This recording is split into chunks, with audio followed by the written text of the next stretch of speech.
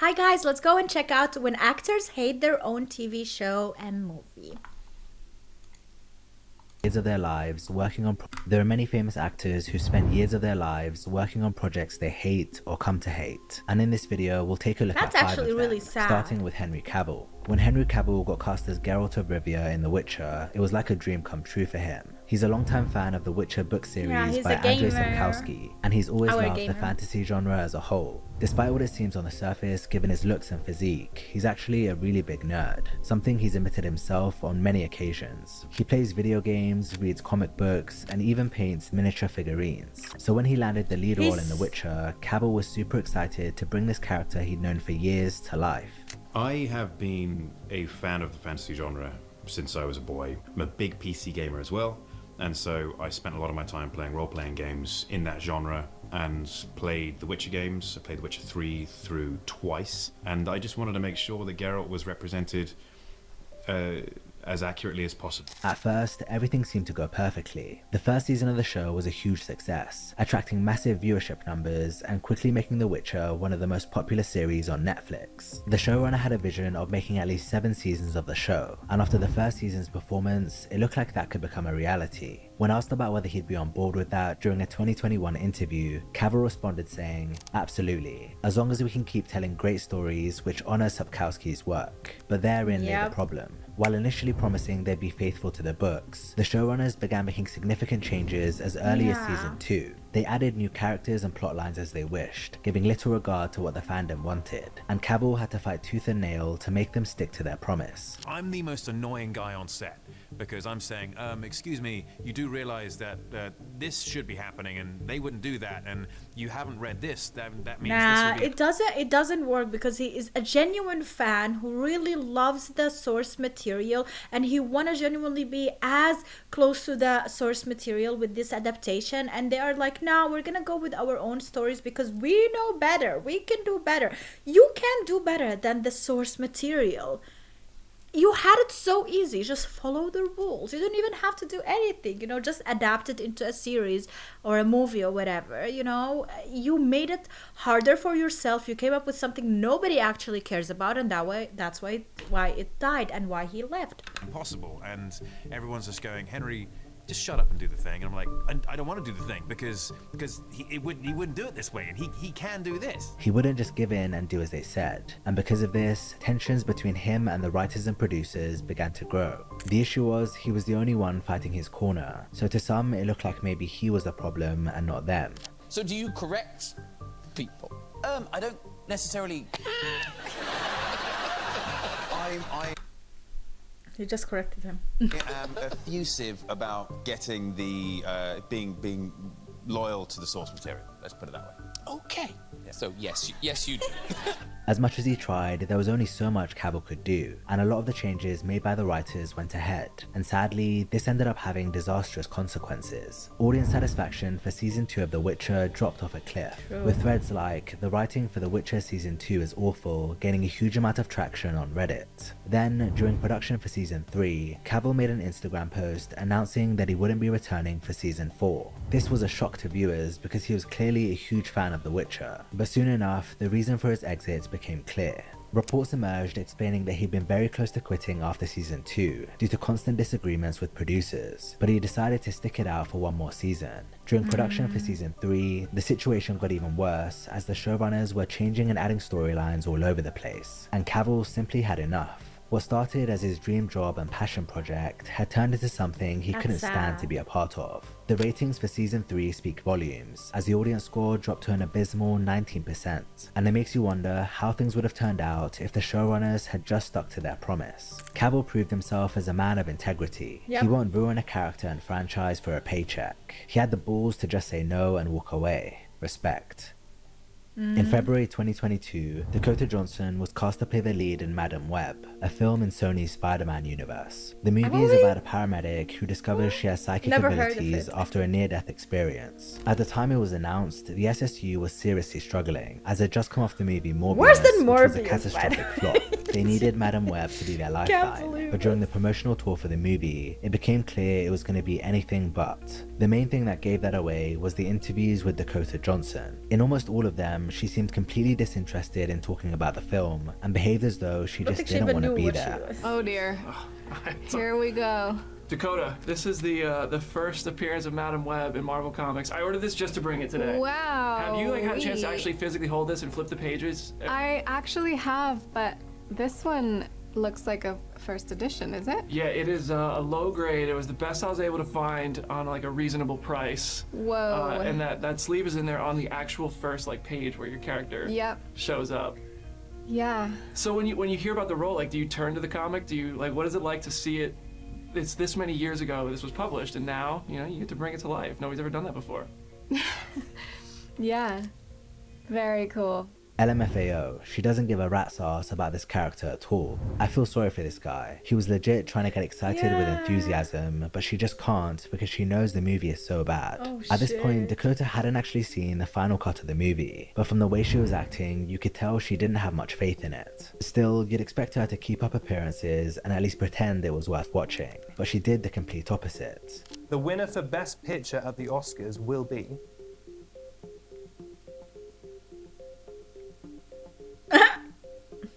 Oppenheimer? That's incorrect. It's actually Madame Web. Okay. It's gonna be a Madame Web sweep, I think. Okay, that will also piss people off. Oh, Madame Web sweep the Oscars. Can you imagine? Oppenheimer gets Best Sound, Madame Web everything else. Okay, sure. Madame Web underwent a significant number of script rewrites and reshoots, so the final product probably wasn't what Johnson initially had in mind. However, she gave it away that her investment in the superhero genre wasn't really there to begin with. I mean, what % of Marvel movies have you seen? Let's be real. And this isn't meant as a negative. Again, just... 4%. 4%. Which is 15 minits of one. Can you name the 3 Spider-Man Tom Holland movies? Yeah. Should I just go on faith? Yeah. Oh. Spider-Man, here he comes. Here he comes, That's number 1. Yep. Spider-Man, and he's back. And the other one, the last one is the Goblet of Spider-Man. Dakota was really just there to collect her paycheck and leave, which is savage given how critical this movie was for the future of Sony's Spider-Verse. She Don't seemingly blame made one her with her co-stars as well, based on their response to the interview question, who's the most likely... She's not the one who hired herself in the movie, okay? Don't blame her. They should have known better. ...to leave you on red. All of us. No, we are all pretty. No, we respond to each other. We're good at that. Dakota definitely left me on red. I Dakota's never replied to me. Never. It's been 2 years. It's safe to say that with everything on display during the press tour, people weren't that hopeful about how the movie would turn out, and when it was released in February 2024, all suspicions were confirmed. The movie was really bad, and it got ripped apart by both critics and moviegoers. There are numerous review videos online with millions of views describing it as everything from a disaster to the worst superhero movie ever made, and in response to the immense hate, Dakota said this: "Unfortunately, I'm not surprised this has gone down the way it has. I probably will never do anything like it again because I don't think I make sense in that world, and I know that now. But sometimes in this industry, you sign onto something and it's one thing, and then as you're making it, it becomes something completely different." She thought she can get on the hype and be with the cool kids, Marvel, DC, I can do that. She doesn't understand how people can be so nerd about it. It's their whole life. They lived reading the comments, they lived through these characters. It's for example, I became recently a big WWE fan. I really love WWE. I watch all the shows that come out, and I look for the old ones and I learn more about it. And genuinely someone who would portray a character that I know, and I watched their matches and I know their stories and stuff, and then in the movie they know nothing about that person, it would be so disrespectful to the original material, to the original person, whatever. And it also would bother me. I would be hurt, I would not be I would not be supporting. I would not support that. And I love Marvel and DC, but I'm not a comic reader per se. But I know people who are, and I know how sensitive they can be about these things. And you're like, wait, what? But it was a real learning experience. And of course, it's not nice to be a part of something that's ripped to shreds, but I can't say that I don't understand.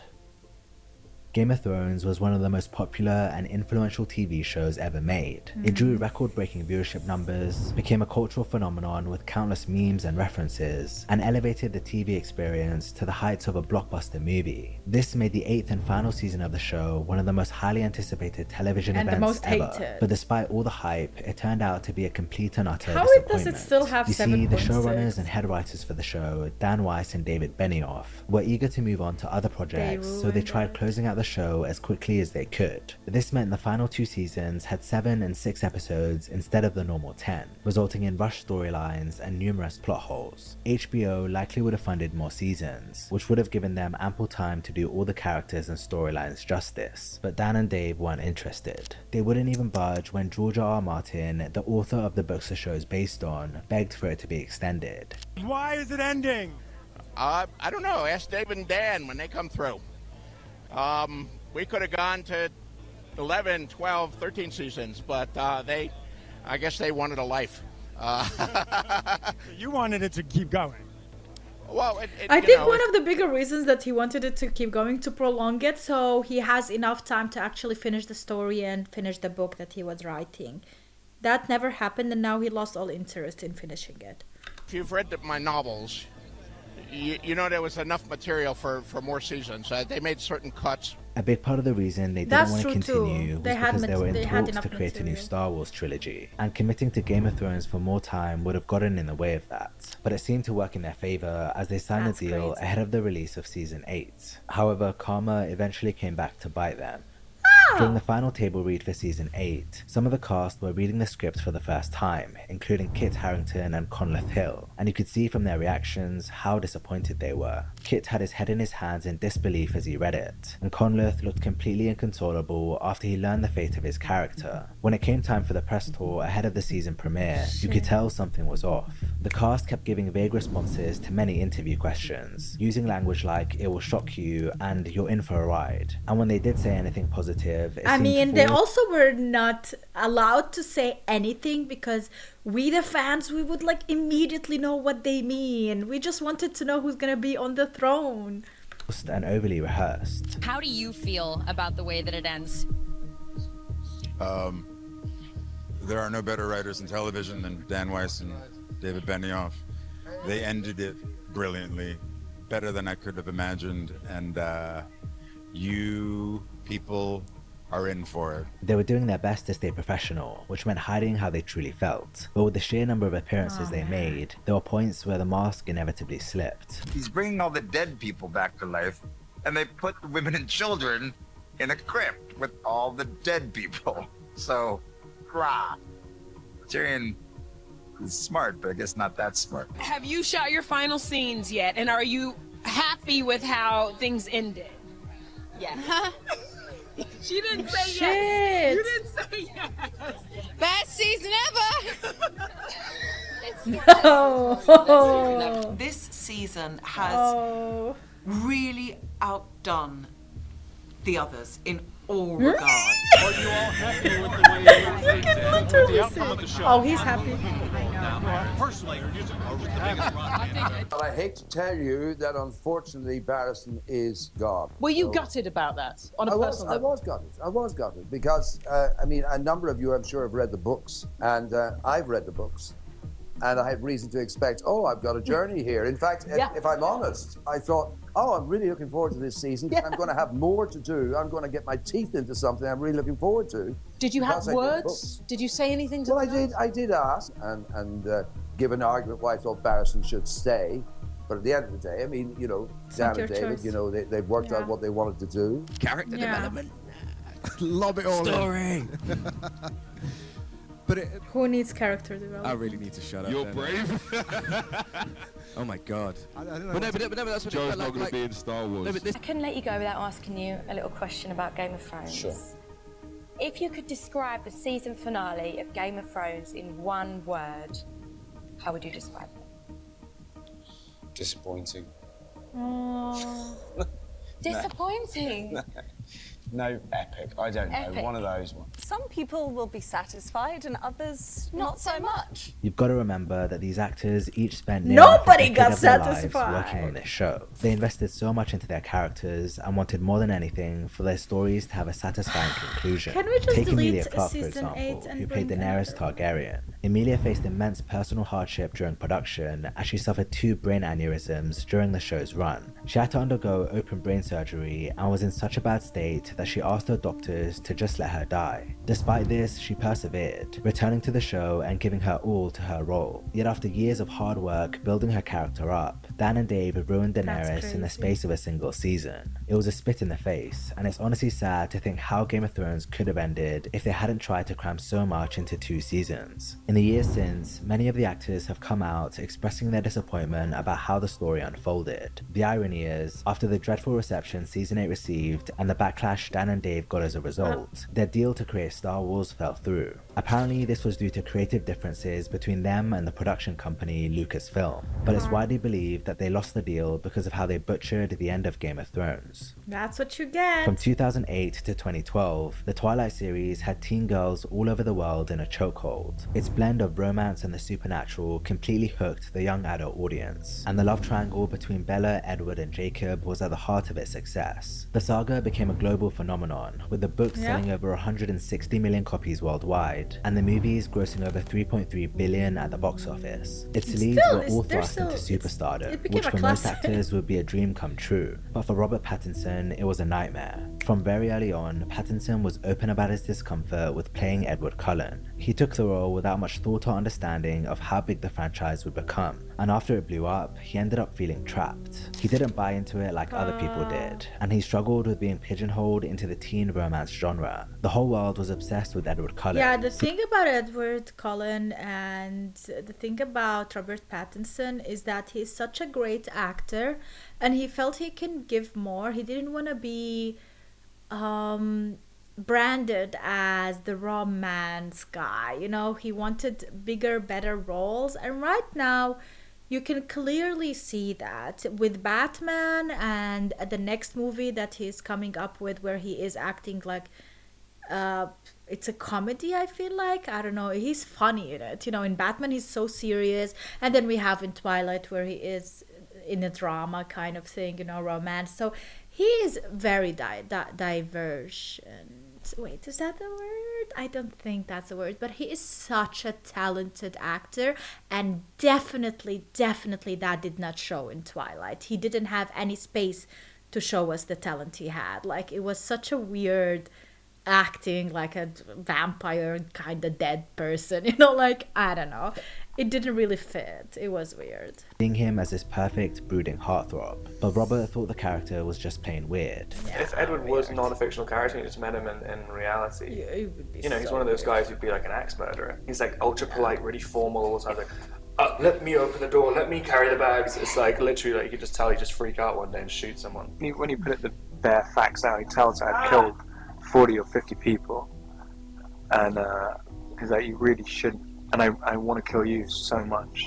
Every single day, every moment I'm with you, I'm desperately wanting to kill you. And she's like, I don't care, I love you. And it's like, well, there's definitely something wrong with her, and there's very obviously something wrong with me. He didn't stop at criticizing his character, as he also had a lot to say about the author of the books, Stephanie Meyer. When I read it, it seemed like it was a book that wasn't supposed to be published. I was convinced that Stephanie was convinced she was Bella, and especially when she says, "Oh, it was based on a dream," and it's like, "Oh, I had this dream about this really sexy guy," and she just writes this book about it. It's like, this woman is mad.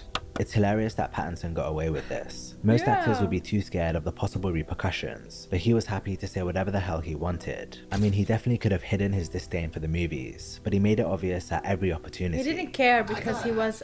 Why are you guys still driving cars when you have the ability to run so fast? There's a lot of stuff in the Twilight world that doesn't make any sense. It's like, why are they still... Dude, the best answer would be, like, so people are not suspicious about it. Like, how do you come to school every day and you can see clearly everybody's pulling their cars there in the parking lot and saying hi to her, like just appearing out of the wood, all of them, you know, like that's kind of sus. At the end of the day, at least one of them should have a car.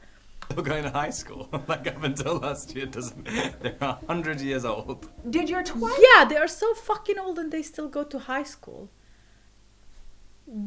They don't even look that young to go to high school. They can already have a job, you know, like they can already pretend that they are working somewhere. They don't have to go to school every freaking year of their life. That's crazy. What experience turned out to be what you expected? Oh. Were you happy with your pay? Yeah, the money. I don't know. Could have been better. Millions of Twilight fans out there just cannot wait to see this. It's very almost heartbreaking because they don't want it to be over. Yeah. It's a little bittersweet, isn't it?